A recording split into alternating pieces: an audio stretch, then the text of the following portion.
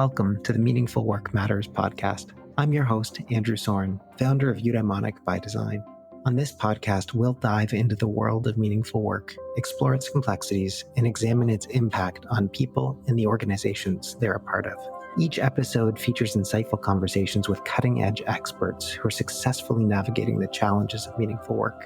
We hope to offer you ideas, frameworks, and tools to unlock potential and design work that's fulfilling, impactful, and supports everyone's well-being. Subscribe or follow us now, and let's make meaningful work matter.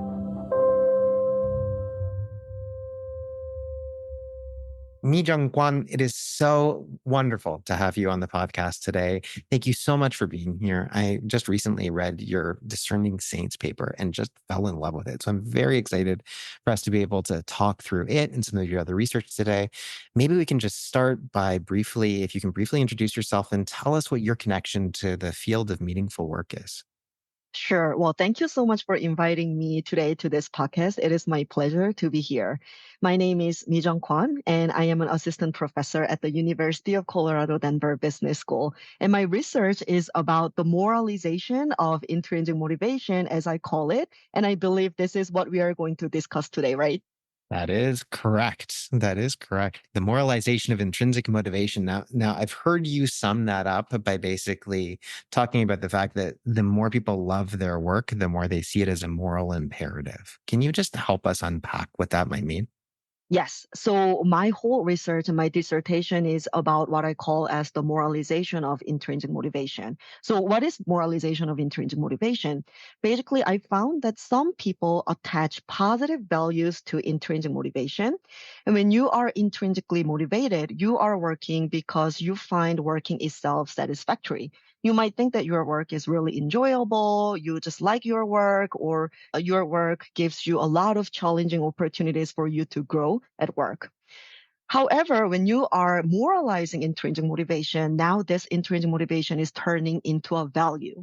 When you think about different reasons people are working, it is actually a personal preference, right? Some people are working because they like the work itself, but other people work for a variety of reasons, from supporting their family, they want to earn some money and get rich, or they want to obtain some fame, like getting positive attention from other people. However, when you are attaching positive values to it, it suddenly becomes a subject of value judgment. So when you are working because you like it, it suddenly becomes the right reason to work. And other reasons of working might possibly become the wrong reason to work, depending on how you moralize them. In my recent Discerning Saints paper, I found that when people are intrinsically motivated, they are more likely to moralize that intrinsic motivation and think that loving your work is the right reason for working, and they are making value judgment of their colleagues. So when their colleagues are seemingly working because they love the work, these employees are trying to reward that right behavior by helping out these colleagues. However, when these colleagues are not working because they are loving the work itself, these people are actually retracting help from those colleagues. So this is what my recent publication was about. Okay, so let me see if I can play this back. First of all, when we love our work, and we can love our work for many different ways. You talked about different values. We've had Michael Pratt on this podcast, and he talked about different ways in which we find worth in our work. Like, for example, some of us come to work for very utilitarian reasons, but others come for status. Others are very passionate. Others might be pursuing mastery or service or kinship. There's kind of all these different motivational factors that might be driving what makes work worthwhile for us, what we might love about work. If I'm coming to work for a reason that's beyond just, I'm here to make money, basically, if I have some truly passion oriented sense of deep meaning or connection to the work that I'm doing, then there's a risk that that becomes a way in which I start moralizing my work, and that impacts the way that I treat other people around me. Is that right? Yes, that's so true. I always tell people when I talk about my research that loving your work is a good thing. I'm not telling people not to love your work. It is a good thing, leads to a variety of positive consequences. What I am asking people is to be aware that when you moralize this, it can actually lead to some negative consequences. So I would like to give you some examples that Yeah, actually yeah, yeah. That'd sparked be my great. research question. Yeah. When I was teaching undergraduate students at the University of Michigan, it was my very first time teaching these students. And these students were in their junior year. So they were trying to get the new internship opportunities. And many of these students were very stressed out because they felt like they had to go to either consulting or financial investment industry because they were business school students. But at the same time, many of these students felt that they were not really interested in pursuing a career in those fields. So they came to me asking questions about this. And my initial reaction was, why do you even care that much about passion? Well, you've only lived about one fifth in your life. How can you really tell whether you like this or not? That was my initial reaction because I had a very different cultural background. I'm coming from a different country where I think many of people are working for their family to either support their family or to make their parents proud of them by getting a really prestigious job. I'm coming from South Korea and family matters a lot for people there, especially parents. However, it was very different here. And I felt like, hey, there is something special here about intrinsic motivation in the United States. And the flip side of this is I've also heard stories of people getting rejected at job interview because they do not appear passionate enough. So you don't get a job just because you don't look passionate enough. And I think that's a very clear example of moralization and how this can actually make people stressed about or kind of discriminate people based on different reasons they work. This is so interesting. And not least of which, it's really interesting to hear about the cultural differences between what might be happening in Korea, what might be happening in the US. I also find it interesting that a lot of the research that you did for your Discerning Saints article was actually done in Latin America. Can you tell us a little bit about how you see differences in the global South and what that might be like, how that might relate into like the differences between North America and South America? I think it was actually more interesting to me that we could find robust results in both the United States and in Latin America. What's interesting whenever I measure intrinsic motivation in different countries is that usually people in the United States have a very high level of perceived intrinsic motivation. So many people are actually intrinsically motivated. In East Asia, it's a little lower. But for Latin America, it's actually higher than the average is even higher compared to the average in the United States. So that really made me feel like, okay, this might be a very universal phenomenon, not like completely normal in every single country, but in like a decent number of countries, this is going on. Mm. So you gave us an example of somebody coming to a job interview and not being passionate enough, and therefore the job interview or having a moralized perspective of that and being like, "Oh, I don't want to work with that person because they're not moralized enough. They're not passionate enough. They're not treating this seriously enough, or something." I guess I'm reading into that. But in the context of the field work you did, you were studying banks, right? You were studying a financial institution. Yes. Yep. So what were some examples in that context? Like how did people treat each other differently based on this moralized intrinsic motivation? It was interesting because I thought that in financial industries, people would actually care more about money. But it turns out that maybe people still care about money, but at the same time, they also care about whether this person seems to be passionate about the job or not. And I think people think that it's a signal of a lot of things that I capture as an umbrella concept of morality. Whether this Mhm, person is a good person, that includes all sorts of, is this person trustworthy, just pleasant to work with, or would this person be honest? They guess a lot of things from the perceived reason why their teammates are working and making judgment and changing behaviors depending on it. So yeah, it was pretty interesting. I believe that in all organizations, regardless of whether they are pursuing a more like a socially oriented versus financially oriented goals, teamwork is always there. And it's important that inside the teams, people are making value judgment based on the reasons that they are working. mhm. I think that this is so important. So much of the research on meaningful work is really rooted in this, quite robust set of findings at this point that meaningful work is really good for us. It increases motivation, it increases commitment, it increases performance, all sorts of really good things that most organizations really, really want. And yet there's also this dark side that does exist that gets far less attention that I think that your research adds a really interesting new layer to. That this idea that we actually treat people differently if they don't see, if they aren't demonstrating that their work is as meaningful as we might think it is, that that actually has very significant consequences. Is that a good summary of what you're describing?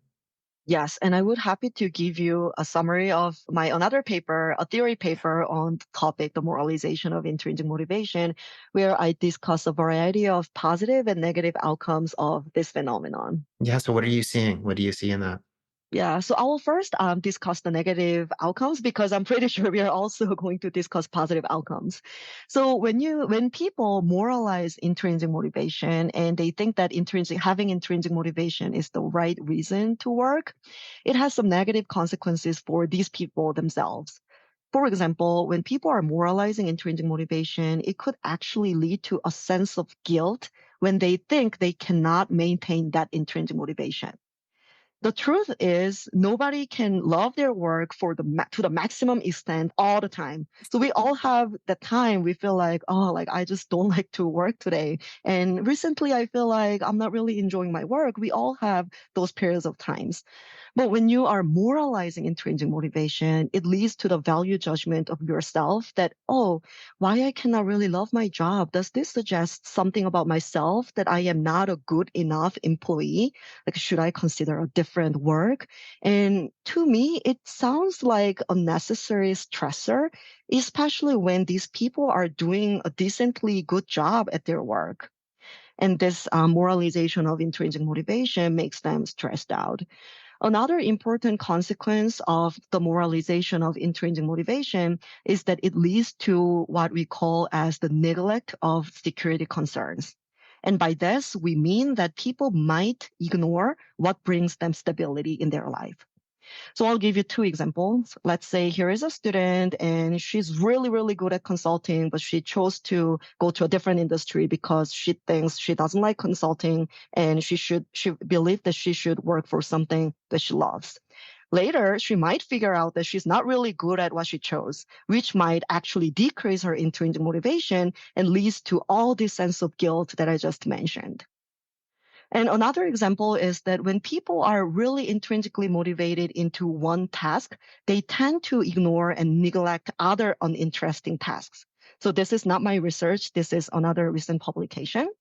And this is problematic because no organization can offer unlimited amount of interesting tasks that really fuels like learning and growth in people.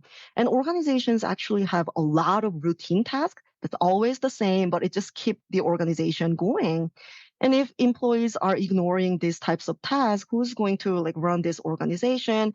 Or if these employees choose to work on those routine tasks plus the task that they actually find interesting, it can actually lead to self-exploitation where they are working all the time while neglecting, other important parts of their life, like their family, like leisure, and just become a workaholic. So these are negative consequences at the individual level, but when we bring this to the society level, I actually find this even more problematic. So one reason why female students are not going into the field of STEM is that they just think that they are not really interested in STEM, even though they are good at STEM. So this is actually perpetuating the bias that these students believe that they should work on something that they love and it's not STEM, so they are not choosing a career in STEM. And another example is people coming from lower socioeconomic background or like a different cultural background like I did, they may not understand the importance of intrinsic motivation, passion, meaning, or they just didn't have enough resources to figure out what they truly love in their life as children. And we tell them, sorry, you're not getting a job because you don't look passionate enough. And that's really a bad thing. It really perpetuates the bias existing in the world. This is why I find the moralization of intrinsic motivation quite problematic. Mm. There's so many wonderful things to be able to unpack in there. And I'm really glad you talked about the sometimes known as passion exploitation. Kim and many others who have worked to try to unpack the ways that we actually exploit ourselves, this kind of self-exploitation that can happen. And I think that your paper specifically points to the ways in which, we can also alienate others. So there can be self-exploitation and there can also be the alienation of others. They can have all of these consequences in terms of the ways in which we show up, the way, like, I know that I've seen research around an expectation of salary, where I'll expect to be paid less the more that I'm passionate about my work, the more meaning that it has for me. There's so many interesting cultural differences that you point to, gender differences, socioeconomic differences, and the impacts that all of that can have on the consequences of feeling either a deep sense of meaning or passion or love for what you do. Yes. And the paper that you just mentioned about passion exploitation, of course, it's one of my favorite. And there is another recent paper saying that intrinsic motivation is also related to pay suppression, that people are not just asking for rewards because they don't want to look like they are only chasing money. In my research, I also found that when people moralize intrinsic motivation, the more people moralize intrinsic motivation, the more people think that money and fame are such negative things. And they think that those who are working for those reasons are immoral people. So, yes, definitely loving your work and working for money and other reasons are closely related, even though most people have both types of motivation at the same time. Mm. I'm really wondering at this point whether you can actually define what you mean by moralization. I know it's a word that we've used a lot in this podcast, but I think it might be helpful just to unpack what you mean by moralization. Yes. So moralization is defined as a preference turning into a value, a lot of jargon there.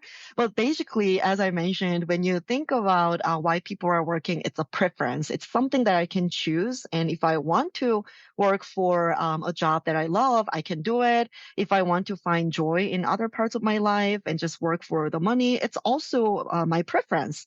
But when it's turning into a value, it becomes subject to value judgment that this is the right thing to do. This is the wrong thing to do. And people care about why I am working and why other people are working. When it's a preference, you don't really need to care about it. It's like whether this person likes coffee or tea. However, when you moralize it, you suddenly care about why whether these people are actually drinking coffee or You tea. are bad and wrong for liking tea and not coffee. Yes, I like it. Okay, so this seems like a really useful and interesting segue into the relevance of, like, what do you do with this information? If you are managing people whose preferences are turning into values, what are the implications for managers of people? Yes, I usually make three suggestions for leaders. So the first suggestion is definitely try to acknowledge and validate different reasons people are working. And by this, I don't mean that leaders should say something about, oh, I work for money and it's great. I'm not meaning it. What I'm saying is it's helpful. Of course, like some followers expect their leaders to be passionate and find their job meaningful because, well, it would mean a lot to the followers themselves as well. So you would certainly want to show your passion, but at the same time, you could share a little bit of your personal story, like, oh, because of my job, for example, because of my professor job, it's like very flexible. So even though flexibility means that I have to work during the holidays and during the weekend, but when my family needs me, I can be there almost any time. And that's very helpful for me. You can share some information like this to validate different reasons that your followers might be working. A second suggestion I would make is to try to create an environment that sustains, creates, and cultivates intrinsic motivation instead of emphasizing intrinsic motivation itself. So instead of telling your colleagues and your subordinates that you should love your work, you should be passionate about your work, or you should find your work meaningful, try to cultivate the environment where people can actually love their work by, for example, giving them some low risk learning opportunities or trying out transformative leadership where you try to inspire your followers. That would be my suggestion. And my last suggestion, more at the organization level, would be to have clear guidelines for performance appraisal. Because I think this subjective value judgment and moralization come in more when people are not really sure how they are evaluated or how they should evaluate other people. Mm. This is making me think about all the ways that I am seeing, especially corporations, moving towards a real emphasis of purpose in the work that they're doing. And specifically, the ways that organizations are prioritizing, all sorts of different acronyms, whether it's corporate social responsibility, CSR, or environmental, social, and governance priorities, ESG, or sustainable development goals, SDGs. There's so much effort that corporations seem to be placing on trying to get employees feeling really passionate, really, really like they are doing really important work to be able to change the world. That moral imperative is actually injected into corporate work, and most corporations see that as a really good thing. And it feels like there's a bit of a cautionary tale that maybe some of your research is lying there. Yes, I think organizations pursuing purpose outside earning a lot of money is actually a really good thing. And it's very important for corporations to just make this the entire society be more sustainable and supporting of a variety of people there. What I would be aware of, however, is the motivation to pursue those moral reasons. So I observe this a lot in nonprofit, where a lot of people are intrinsically motivated to pursue the goal of like helping animals or helping people or helping the environment. So, because many people there are intrinsically motivated and also getting paid less, I think they are more likely to really moralize intrinsic motivation. And oftentimes they feel like, oh, it's really hard for me to find somebody who are as passionate as I am in this topic. It's really hard for me to find somebody to work with. And I was in that shoes before. And my current reaction to that is if you are interviewing somebody and the person is as passionate as you are, maybe the person might have just started his or her own startup in nonprofit industry. So it might be pretty natural if you are in a like leadership position in nonprofit organizations or any organizations that pursue a social goal strongly to feel like there aren't enough people who are as passionate as I am. But I would say, as a leader, your job would be to maximize the potential of your followers, regardless of why they are working. So let's say you are interviewing somebody and you feel like this person is not really into the subject that you are really interested in. The person, by the way, might be very passionate, but might not know how to show it because people are really bad at guessing others' intrinsic motivation. So it could be one possibility. And the other possibility is maybe the person is not really passionate, but has a perfect fit in terms of competence. And you can ignite that passion inside this person, right? I think as a leader, that would be the right approach to motivate people inside to have more intrinsic motivation rather than trying to find people who's intrinsically motivated, sacrificing other like competence concerns in the first place. hmm It also makes me think back to the conversation that I had with Michael Pratt, where, in many ways, his recommendation about recognizing that there are different reasons why people are choosing to come to work is that you want a diversity of perspectives on a team. Of course, you want people who are passionate, but you also want people who are there because they really care about their colleagues or because they really care about the end user, the person that you are, providing service to. But you also want people who are there for much more utilitarian reasons so that they can help people maintain their own boundaries so that they can, as you said earlier, remind people, hey, don't you want to go home like on the weekend? Like you don't need to be working at 9 o'clock on a Friday night. Like there's hopefully surely other things that are important in your life as well. And just recognizing that a team that can do all of that is going to be very much stronger than a team where everybody is universally incredibly passionate and can't detach. Yes, I totally agree. And I sometimes think that when there only are people who's highly intrinsically motivated to into certain thing, they sometimes miss the bottom line. And usually in many organizations, employees' job is to pursue other people, be it customers or other stakeholders, but they have to persuade somebody. And people, employees with higher levels of extrinsic motivation might be actually better at figuring out what these people outside the organization would actually want to really catch the bottom line. Hmm. Yeah, another good thing that I found in another of my project is that when corporations have purpose that's instrumental, but when they emphasize that when they earn money, it's actually going back to employees or customers or other stakeholders, it attracts more employees compared to corporate purpose that purely emphasize pro-social reasons. It's an initial finding that we have, but we found it really, really interesting. Hmm. So when I know that that the profit that a company is making is ultimately going back to support either employees or customers or the The right purpose that reason. we are the right reason, then I'm more interested in being able to contribute to that. If I just am doing it for totally pro-social reasons, Yeah. I'm less. Oh, interesting. That's interesting. Do you have a sense as to why that's the case? Our theory is that when corporations are emphasizing purely pro-social reason, it is usually very broad, the entire society. And employees may feel that first, they might feel that it might happen in their own expense. So the Mm, organization might actually pursue pro-social reasons, but they might not really care about employees themselves. So that's the one of the reasons that we are thinking of. Whereas when organizations are clearly mentioning we are interested in earning money, but we are going to benefit you directly using this money, then employees feel more likely to feel like, yes, I would like to contribute to this organization because there is a sense of reciprocity. That's our mm. current theory. Still in early Yeah. stage. Yeah, it connects to one of the things that you said earlier that I want you to speak a little bit more about. So, one of the last tips that you gave for managers of people is to really focus on performance expectations. And so, I'm curious a little bit about the extrinsic motivation side of things, like bonuses, rewards. A manager's role in recognizing the right things. What's your thoughts around the relationships between everything that you've talked about and those kinds of intrinsic rewards and motivations?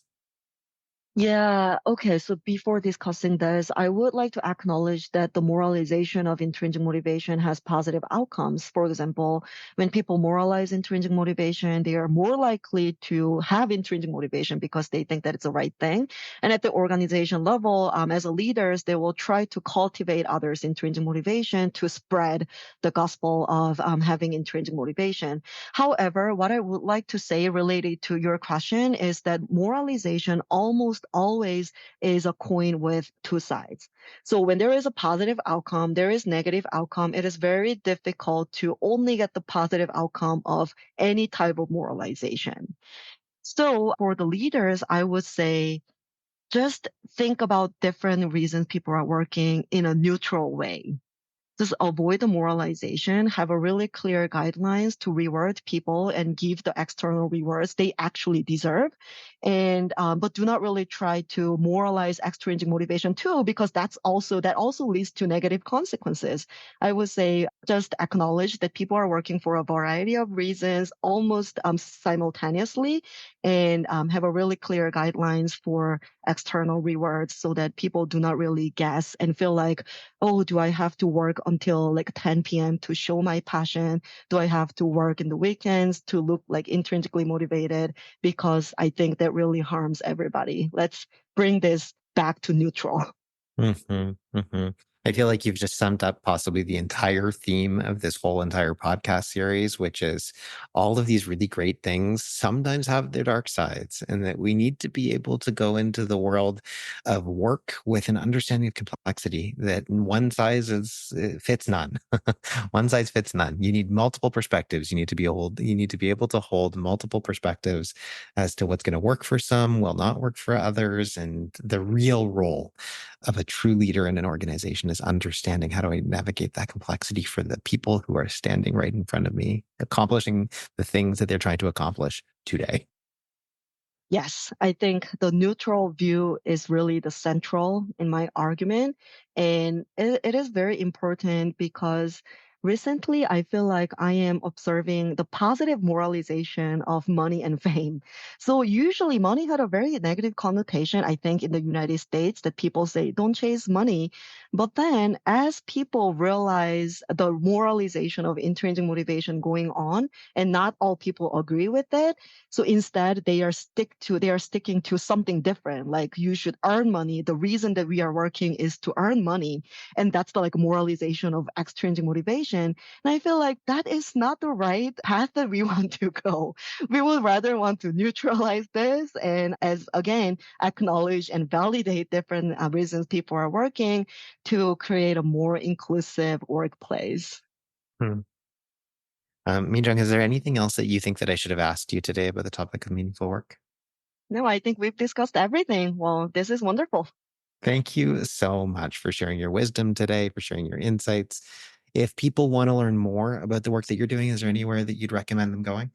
Yes, I do have my personal website, mijeongkwon.com. So they can definitely check out my personal website for more information. And I do have my webpage at the University of Colorado, Denver that they can check out. And of course, I do have LinkedIn. Happy to connect. Wonderful. We'll make sure we put those links on our show notes. Thank you so much for being with us today. And yes, I will talk to you soon. Yes, thank you. It was my pleasure. Thank you for joining us for another episode of Meaningful Work Matters. If you haven't already done so, be sure to subscribe to our podcast on your favorite platform. And if this episode resonated with you, please take a moment to leave us a review. Your feedback helps us make this podcast better and reach more listeners. You can connect with me, Andrew Soren, on LinkedIn, or visit www.eubd.ca to learn more about Eudaimonic by Design. Finally, if what you heard today spoke to you, tell your colleagues and people in your community about our podcast. We really appreciate your support in making meaningful work matter. See you next time.